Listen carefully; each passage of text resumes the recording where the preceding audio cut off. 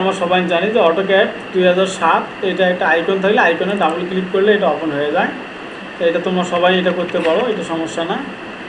Open হওয়ার পরে এরকম একটা ইন্টারফেস আসবে। ইন্টারফেস সম্পর্কে আমরা পরে আলোচনা করতেছি। প্রথমে আলোচনা করতেছি যে কীভাবে আমরা ব্যাকগ্রাউন্ড চেঞ্জ করবো।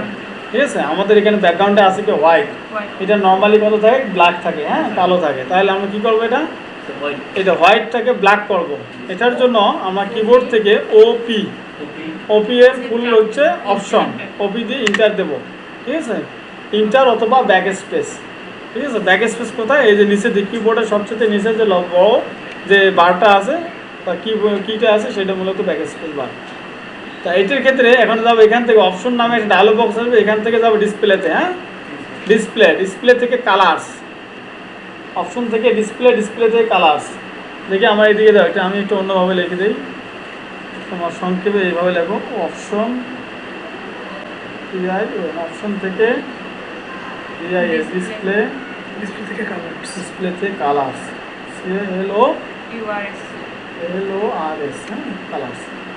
কালার্সে গিয়ে কী পাবা, ক্লিক, কালার্সে ক্লিক, CLICK, কালার্সে ক্লিক করবো। ঠিক আছে, ক্লিক করার পর ড্রয়িং উইন্ডো কালার্স নামে একটি ডায়লগ বক্স আসবে, ক্লিক। তারপর কী আসবে, তারপরে লিখতে পারো যে drawing window, DRAWI, drawing window না,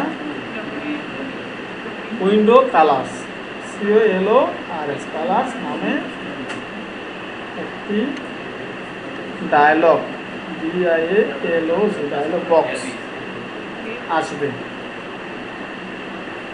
ঠিক আছে, এখান থেকে দেখো কনটেক্সটে 2D মডেল স্পেস, আমরা যেটা কাজ করতেছি 2Dতে মানে 2D মডেল স্পেস।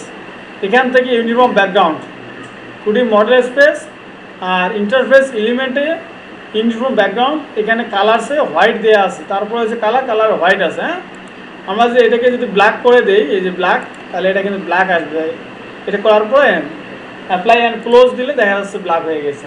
ঠিক আছে, তাহলে আবার দেখাচ্ছি। আমরা প্রথমে কি করব, ওপি দিয়ে ইন্টার করবো, তারপরে অপশন আসবে, অপশনে ডিসপ্লেতে কালার্সে ক্লিক করবো, তারপরে যে কনটেক্সটের ঘরে 2D মডেল স্পেস সিলেক্ট করে ইন্টারফেস এলিমেন্টে ইউনিফর্ম ব্যাকগ্রাউন্ড সিলেক্ট করে কালার্সে গিয়ে আমরা কালার চেঞ্জ করে দিতে পারি।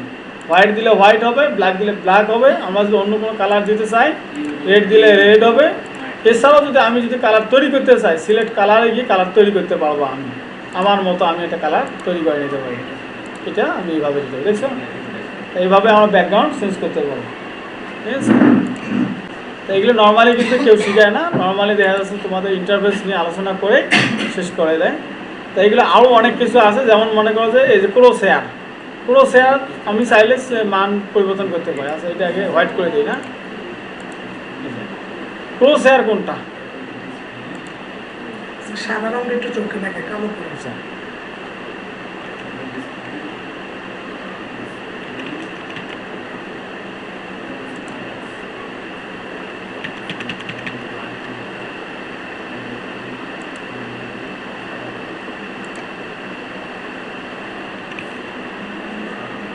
কপি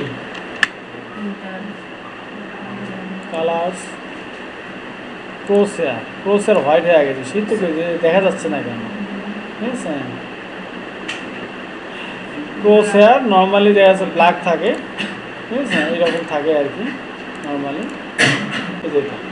এটাকে বলে ক্রোশেয়ার। এর নাম কি, ক্রোশেয়ার, মানে এই যে আমাদের এই যে অ্যাক্সিস যেটা দেখতেছো আর কি, অ্যাক্সিস, এই যে ক্রোশেয়ার। তা তুমি চাইলে ক্রোশেয়ারটাও তুমি কালার চেঞ্জ করতে পারো। কোথার থেকে, ওই অপশনে গিয়ে। ঠিক আছে, অপশনে গিয়ে কালার্স থেকে কি এই যে ক্রোশেয়ার আছে না, এটাতে গিয়ে ব্ল্যাক আছে, এটা তুমি যদি অন্য একটা কালার করে দিও ইয়েলো, তা ইয়েলো আসবে। তুমি যে রেড করে দাও রেড আসবে, সায়ান করে দাও সায়ান আসবে। ঠিক আছে, ম্যাজেন্টা করে দিলে ম্যাজেন্টাই আসবে। এই দেখো চেঞ্জ হয়ে গেছে, বুঝছে।